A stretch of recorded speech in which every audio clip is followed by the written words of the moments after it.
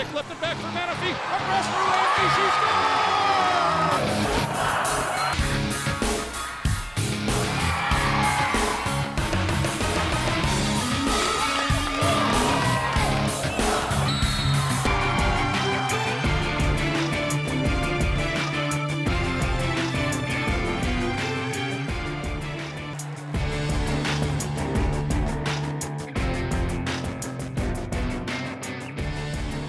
I remember having a conversation once with a sports writer, and I was sharing with him this very consistent line of research that showed that female athletes were significantly underrepresented in sports media coverage, and then again were portrayed in highly sexualized poses when they were covered.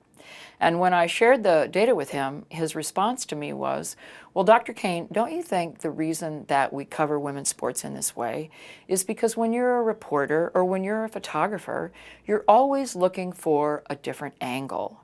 And my retort to him was to say, well, if you're looking for a different angle when you're covering women's sports, you might want to try to cover female athletes as athletes, because if you did, that would be a different angle. Men and women athletes are perceived very differently by the general public. According to Women in Sports article from CQ Researcher, they say that we fit male and women athletes according to their gender role. Women are more recognized by their physical appearances rather than their actual accomplishments and amounts of success, while men are recognized for their accomplishments. Here, I use Serena Williams, one of the best tennis players to ever live. She has competed in the Olympics and has won over 35 professional matches. However, she is constantly recognized and publicized for her body. She is repeatedly sexualized and is not acknowledged for her great accomplishments. Here is a video that highlights how people visualize her. One writer decided he should comment on the size of her breasts. Another said that her butt was bigger than he preferred. There was even this incident in 2012 where Danish tennis player Caroline Wozniacki mocked Williams' body by stuffing her top and tennis skirt with towels at an exhibition match. People have also linked her sexualization to that of a woman who was called the Hottentot Venus. Her name was Sarah Bartman, and she was an African woman who was put on display basically as a freak show exhibit for Europeans. Unlike most other tennis stars, Williams' incredible career has been surrounded by racism and sexism, and that's why her wins often feel like victories over these things as much as over her opponents. I have shown you how people generally visualize women athletes. Now I want to compare it to how society views male athletes. I have chosen to use LeBron James, a phenomenal basketball player, as an example. As you can see, his advertisements differ from Serena's because they are highlighting his abilities as opposed to his physical appearance. They are actually acknowledging him as an athlete and highlighting what he is known for. Not once do you see him being sexualized. Here is a short clip of how people view his abilities. LeBron James is the best basketball player of all time. No individual has ever had more impact on a team than LeBron. When he left the Cavs the first time, they were fresh off back-to-back 60-win seasons.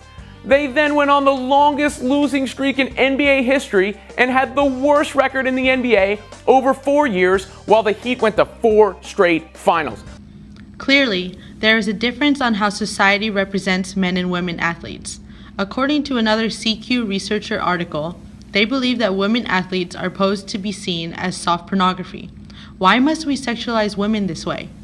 Women athletes should be recognized for their accomplishments and abilities, not by their physical appearance. This shows that women are only good for their bodies and their accomplishments aren't taken seriously. They should be recognized just the way men are. I hope that one day we can live in a world where we don't sexualize genders, but we see them for who they are and their accomplishments. Here, Nike shows us how we should view each other. Is this the land history promised? Here, within these lines, on this concrete court,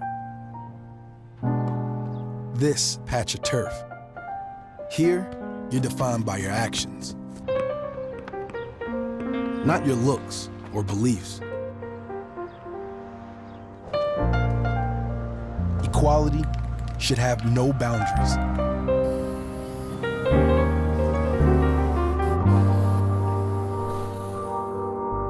The bonds we find here should run past these lines.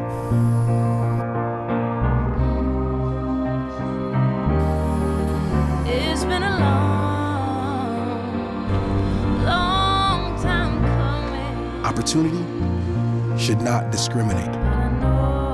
The ball should bounce the same for everyone.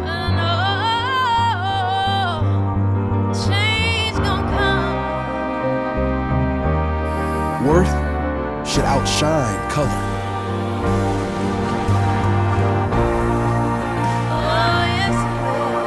If we can be equals here, we can be equals everywhere.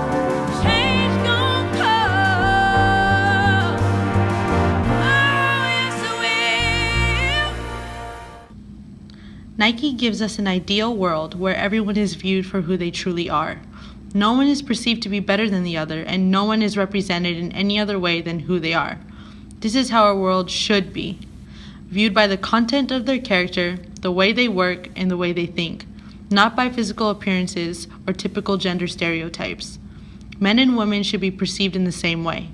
We should stick together as one, instead of viewing each other so differently. We are all human, and we should all be in this together.